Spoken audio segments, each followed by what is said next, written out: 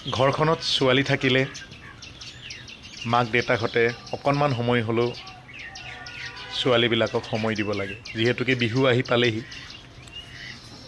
কুলিয়ে বিনালেই, কুলিয়ে মাতিছেই, গতিকে ল'ৰাবিলাকো আখৰা চলাইছে।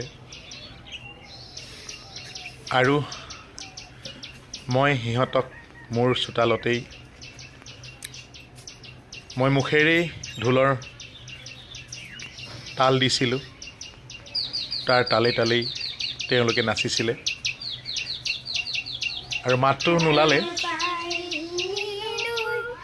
মোৰ মাতটো নোলালে, মিউট হৈ গ'ল ভিডিঅ'টো, নাজানো কিয় হ'ল।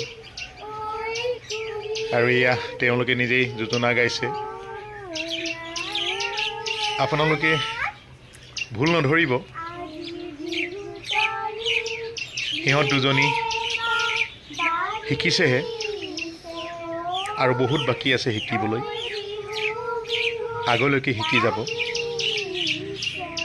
কিন্তু বোলে দেউতা, মোৰ লগৰ সৈতে অকণমান নাচোঁ, আপুনি মুখেৰে অলপ ঢোল বজাই দিয়ক, আমি নাচিম, ভিডিঅ' কৰিব আৰু আপুনি ফেচবুকত দিব। এগৰাকী মোৰ ছোৱালী, এগৰাকী মোৰ বন্ধু ছোৱালী, আৰু ইহঁত দুইজনী একেলগতে ক'ৰবাত গ'লে যায়, একেলগতে থাকে পুৱাৰ পৰা গধূলিলৈ। আৰু জানেই নহয়, স্কুল নহ'লে খেলা ধূলাৰ প্ৰতি বেছি তেওঁলোকৰ মন। আৰু নাজানো কিমানখিনি পাৰিছোঁ, অলপ